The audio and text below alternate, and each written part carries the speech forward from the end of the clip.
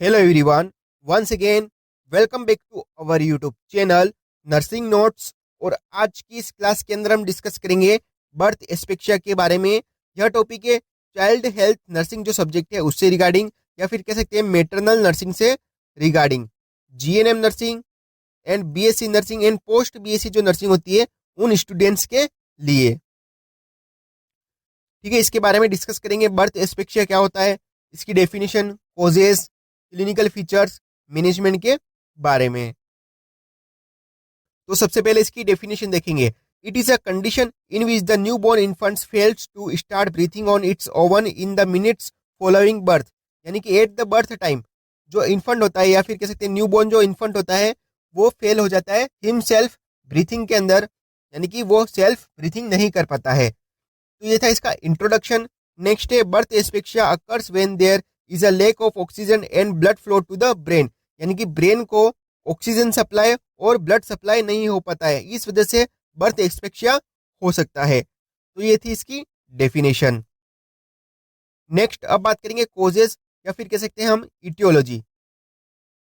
First point है baby airway is blocked. यानी कि इसके अंदर बेबी का जो एयरवे होता है, जो एयरवे जो पाथवे होता है वो ब्लॉक्ड हो जाता है।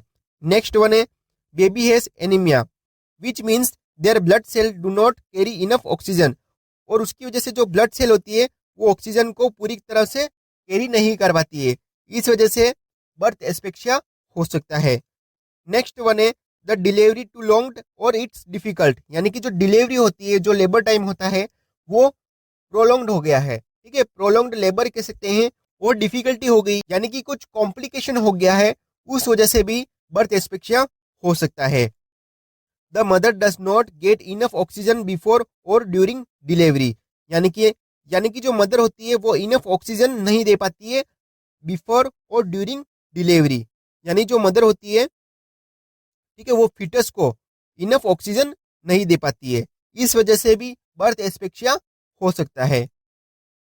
नेक्स्ट कोज है the mother blood pressure is too high और लो ड्यूरिंग डिलीवरी। यानी कि इसके अंदर मदर का जो ब्लड प्रेशर होता है वो टू हाई होता है, यानी कि बहुत ही हाई होता है, लेकिन लो एट डिलीवरी टाइम, और डिलीवरी के टाइम लो हो जाता है, उस वजह से भी बर्थ एस्पेक्सिया हो सकता है।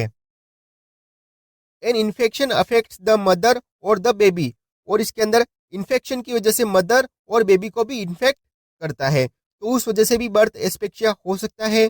The placenta separate from the uterus too quickly resulting in a loss of oxygen. यानी कि इसके अंदर क्विकली, यानी कि बहुत ही जल्दी जो प्लेसेंटा होता है वो सेपरेट हो जाता है, कहाँ से, यूट्रस से, तो उस वजह से लॉस ऑफ ऑक्सीजन हो सकता है। तो ये था कोजेस। ठीक है, ये थे हमारे कोजेस। इन कारणों की वजह से, या फिर कह सकते हैं इन इटियोलॉजी की वजह से बर्थ एस्पेक्सिया हो सकता है।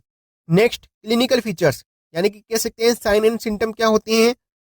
साइनोसिस, यानी कि ऑक्सीजन की कमी होगी तो उस वजह से cyanosis, bluish colour of the skin देखने को मिलेगा। Next bradycardia, next poor response of stimulation, next है हाइपोटोनिक, इसके बाद हाइपोक्सिया और मेटाबॉलिक एसिडोसिस। तो ये कुछ साइन एंड सिम्टम होते हैं, वो हमको देखने को मिलेंगे बर्थ एस्पेक्सिया वाले पेशेंट के अंदर। नेक्स्ट अब बात करेंगे डायग्नोस्टिक टेस्ट के बारे में।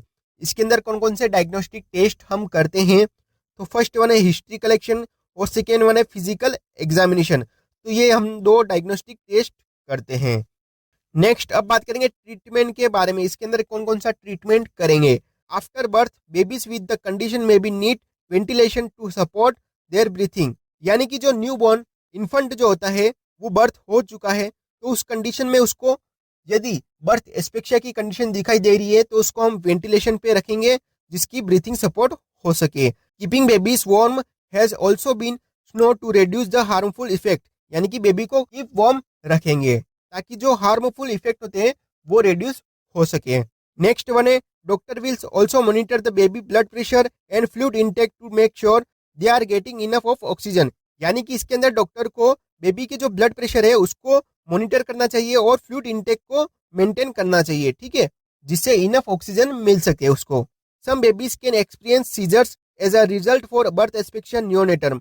यानी कि बहुत सी कंडीशन में नियोनेटम, यानी कि न्यूबॉर्न इन्फेंट को बर्थ एस्पेक्सिया के कारण सीजर्स हो सकते हैं, तो उस वजह से doctors should be carefully treat this baby to avoid injury from the seizures. और डॉक्टर को सीजर का ट्रीटमेंट करना चाहिए, तो उस कंडीशन में हम कौन कौन सी मेडिकेशन देंगे। तो फर्स्ट वन है anti inflammatory medication, second one है मैग्नीशियम और थर्ड वन है विटामिन, जो हम न्यू बॉर्न इन्फेंट को देते हैं जो सीजर से प्रिवेंट हो सके। तो ये था ट्रीटमेंट बर्थ एस्पेक्सिया का। इसके अंदर कोई सर्जरी नहीं करते हैं, कोई प्रोसीजर नहीं करते हैं। यदि इन्फेंट को ऑक्सीजन की कमी है तो उसको वेंटिलेटर कर सकते हैं। उम्मीद करते हैं आपको समझ में आया होगा बर्थ एस्पेक्सिया क्या होता है, इसकी डेफिनेशन, कोजेस, क्लिनिकल फीचर्स और ट्रीटमेंट के बारे में। यदि आपको ये वीडियो पसंद आई हो, वीडियो को लाइक करें, वीडियो को शेयर करें। यदि आप हमारे यूट्यूब चैनल पर नए हो तो हमारे चैनल को सब्सक्राइब जरूर करें। Thank you.